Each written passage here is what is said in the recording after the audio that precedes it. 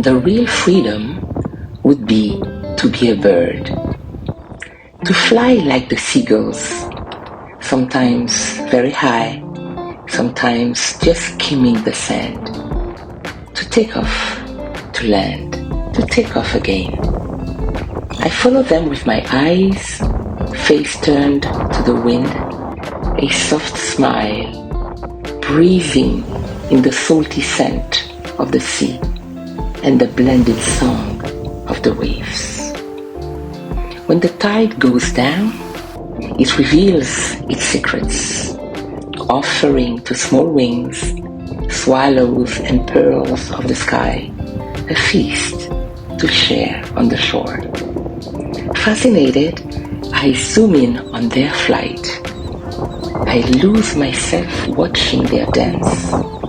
I take off in my mind, carried by the breath of the wind, light, whole, without borders.